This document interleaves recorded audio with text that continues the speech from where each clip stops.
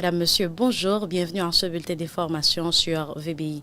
Dans un communiqué publié hier 28 avril 2025, le Conseil présidentiel de transition rappelle aux institutions judiciaires leur obligation de se saisir des dossiers concernant les personnes indexées sous les différents régimes de sanctions internationales.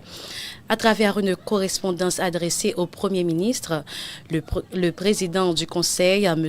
Fritz-Alphonse Jean, a demandé que des mesures urgentes soient prises pour mobiliser les instances judiciaires compétentes en vue de statuer sur ces dossiers. Cette démarche vise à garantir le respect des engagements internationaux d'Haïti en matière de lutte contre la corruption, le blanchiment de capitaux et les violations des droits humains. Le Conseil présidentiel de transition souligne qu'un rapport détaillé sur l'application de cette décision est attendu dans les meilleurs délais. Il réaffirme son engagement ferme à promouvoir la transparence, l'intégrité et le respect des obligations internationales du pays.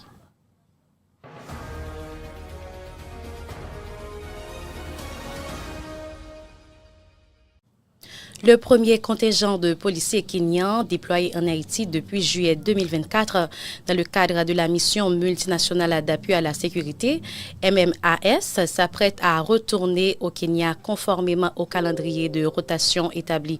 Cette rotation annuelle vise à maintenir l'efficacité opérationnelle des forces sur le terrain. Depuis le lancement de la mission, le Kenya a déployé environ 600 policiers en Haïti pour soutenir la police nationale haïtienne dans la lutte contre les gangs armés. Malgré ces efforts, la mission fait face à des défis majeurs, notamment des ressources limitées et une violence persistante. Des incidents récents tels que la mort d'un officier kenyan lors d'un affrontement avec des gangs dans la région de l'Artibonite, soulignant les risques encourus par les forces déployées. Il est à rappeler que la rotation des contingents est une pratique courante dans les missions internationales pour assurer la fraîcheur opérationnelle et le bien-être des troupes.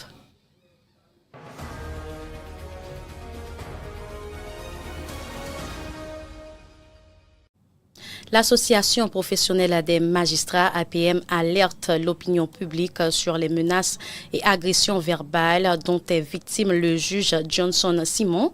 Elle pointe du doigt le bâtonnier de l'ordre des avocats d'Aquin, Maître David Jacquet, et dénonce une grave atteinte à l'indépendance de la justice. Selon l'APM, ces faits proviendraient de Maître David Jacquet, bâtonnier de l'ordre des avocats d'Aquin, en réaction à l'inculpation d'un citoyen de ce barreau.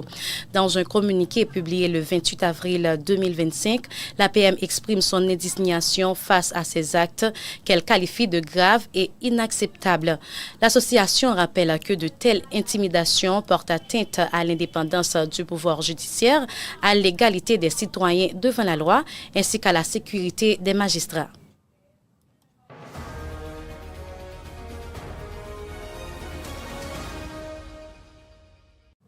La population de Belance a exprimé sa satisfaction à la suite de l'annonce officielle de la création d'un tribunal de première instance dans la commune.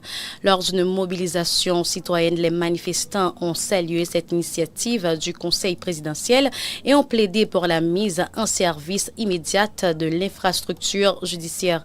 Une décision qu'ils jugent salutaire et porteuse d'espoir pour un meilleur accès aux services judiciaires. Tout en remerciant les autorités pour cette avancée, les manifestants ont exhorté les responsables concernés à ne pas retarder le démarrage effectif des activités du tribunal de première instance. Maître Jean-Claude Lazare, figure influente de la commune, estime que cette structure constitue une avancée significative vers le développement local et la consolidation de l'état de droit, une décision qu'il juge salutaire et porteuse d'espoir pour un meilleur accès aux services judiciaires, tout en remerciant les autorités pour cette avancée.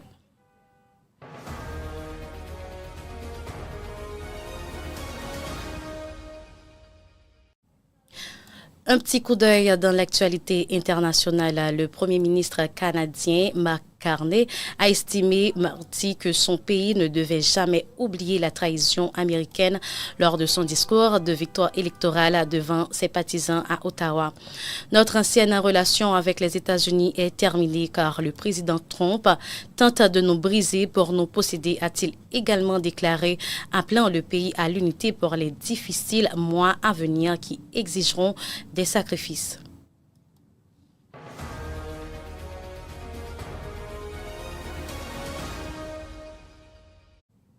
Plus de 72 000 personnes sont décédées ou ont disparu le long des routes migratoires à travers le monde au cours de la dernière décennie.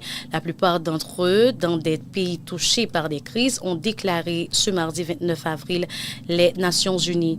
Depuis 2014, plus de la moitié des 72 000 personnes décédées ou disparues au cours de leur migration se sont produites dans des pays connaissant des bouleversements violents ou des catastrophes, notamment la Libye, l'Iran et la Birmanie, a déclaré l'Organisation des Nations Unies dans un nouveau rapport.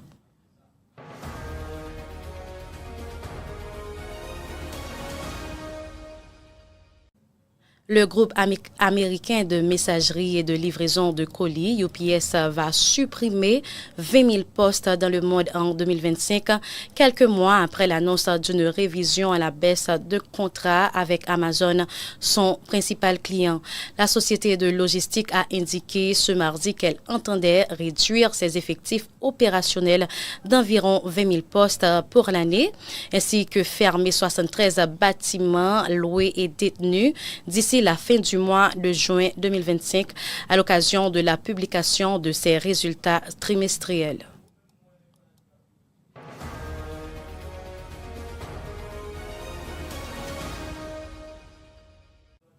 L'électricité est quasiment complètement rétablie ce mardi 29 avril en Espagne et au Portugal, près de 20 heures après une coupure de courant massive et exceptionnelle qui a semé le chaos dans toute la péninsule ibérique et dont l'origine reste à ce stade inconnue.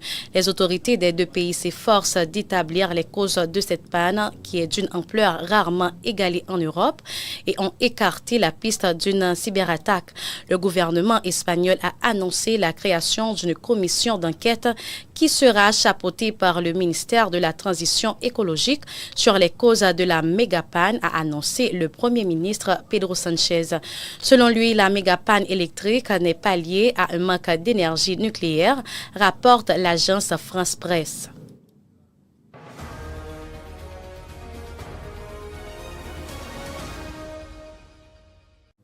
Madame, Monsieur, c'est la fin de ce bulletin d'information. Merci à vous de l'avoir suivi. Restez branchés pour le reste de nos programmes. Au revoir.